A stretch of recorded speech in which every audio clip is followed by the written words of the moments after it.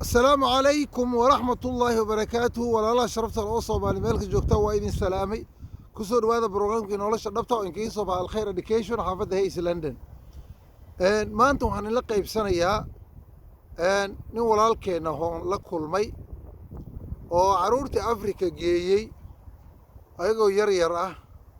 هذا نسوئلي أيقو لحي 8 سنة كانوا وين أجروا ninka wada kulane waa sheekaysana waxaan ku yidhi niyahow carruurta ma soo celishaa markaasaan ku yidhi walaalkay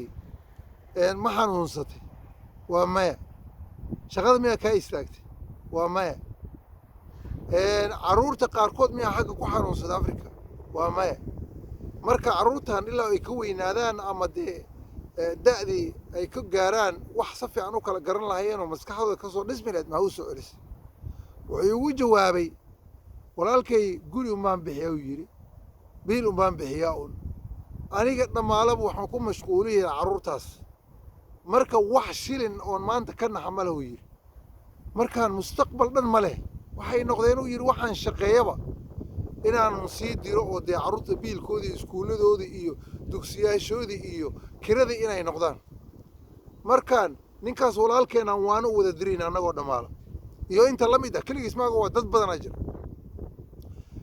وذكر فإن الذكرى تنفع المؤمنين يرى الله سبحانه وتعالى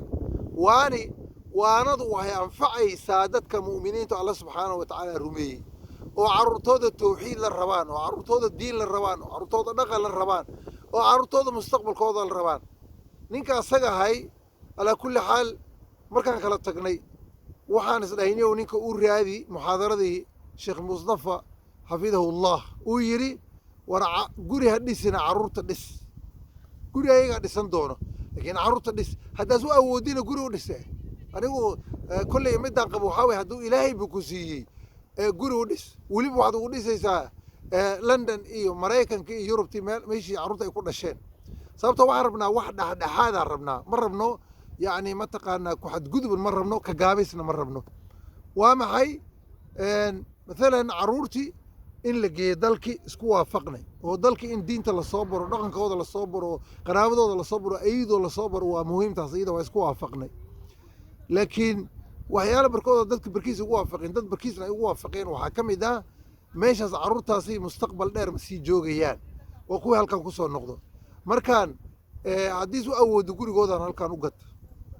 haddaadan awoodinna ayaga dhis talada sheekh mustafa ilaahay xifdiye qaado oo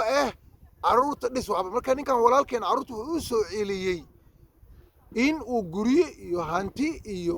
beecsharo uu afrika ka aas-aaso keliya waana meesha ugu khatarsaneed buu ku soo celiyey markaan walaalaha sharafta leh gabdhaha iyo wiilasha faraha badan oo carruurtooda dalka geeyeen oonaani ku jiro dee haddii duruufku qabsato waa gooni haddaad xanuunsatay oo qof xanuunsan aad noqotid waa gooni haddii shaqaba haynin oo dee carruurta wax ku bilaad wayso waa gooni iidana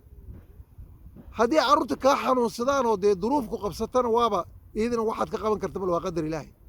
laakiin walaalkay adoo xoolo leh oo shaqaysanaya oo caafimaad ilaahay ku siiyey carruurta ilaa ay maskaxdooda kala baxdo maxaa u soo celinaysaa waxaa weeye saas awgeeda carruurteenna soomaaliyeed badanaa halkan dalka joogaan markii hantidiina aan dalkii aadinay ayagana aan faraha ka qaadnay say u badiyin gaangsay noqdeen waana wada xiran yihiin marka waxyaalaha barkood oo carruurta hadda dalka loo geynaa waxaa ka mid ah markay soo noqdaan waa inay diintoodiina haystaan dadka ay la nool yihiin ay la dhaqdaan dalkana ay faa'iido u soo jiidaan cunug noocaasaa soo noqonayo intaa waxaa kuu sii dheer weliba cunug markaad dhimato kuu soo ducooynayo oo dhahaya allahayow hooyaday aabbahay u naxariiso rabbi irxamhumaa kamaa rabbayaani saqiiraa ilaah u naxariisisay aniga markaan yaraa igu naxariisa carruur noocaasa kuu soo noqonayo saas awgeeda aniga waxaan kugu boorina walaalkay iyo ragga faraha badan oo taraagga wadaan oo dee mataqaanaa taksiyaasha wadaan oo professionalka ah oo runtii shaqooyin fiican haystaan security ka shaqeeyaan walaalkay haddaad awoodid investment africa iga baaqatid darteed carruurta u soo celin fadlan waan ku baryaa carruurta u soo celin ilaa ay maskaxdooda ka dhisanto cunug 18 sano jir haddaad soo celisid dhib ma leh marka ninkaasi waa nin isdaberi karo laakiin 16 waa meesha ugu dara cunuga ugu weyn wuxuu ugu yiri 16 buu jiraa markaan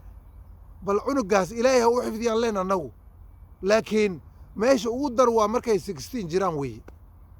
marka walaalkay walaashay ani waxaan kaa waaninayaa haddaadan duruuf ku haysanin carruurta meeshooda u daa'oo adiga halkan qabiil hooyadiiaba la joogta hooyadiiaba mataqaanaa kaa jecel oo runtii rabta inay rag iyo gabdho kuu soo saarta rabta laakiin adiga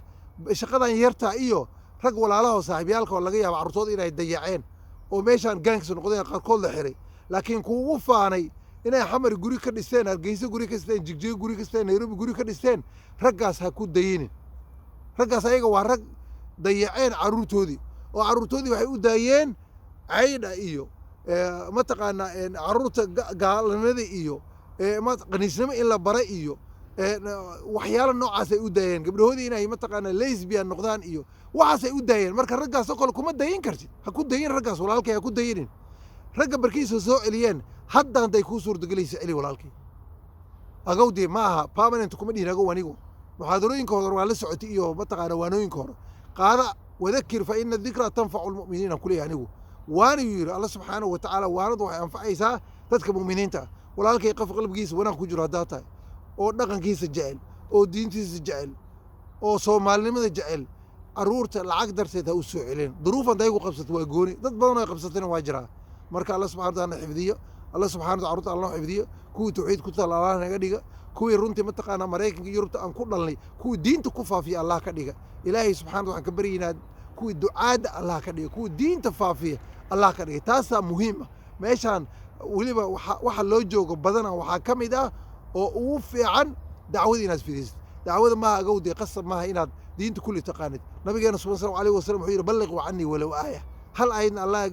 allah ka dhiga iga gaarsiiye dadkuu yidhi gaalada noosh hataa dabeecadda wanaagsan dabeecadda yani dabeecadda wanaagsan nafteeda dadaa kusoo islaamay marka walaalkay diintan ambassador ka tahay walaashay ambassador ka tahay diintan adigaa mataqaanaa u taagan oo fidin kara marka carruurteenana kuwii sii fidiya allah nooga dhiga wabilaahi towfiiq wasalaamu calaykum waraxmat ullaahi وبركاته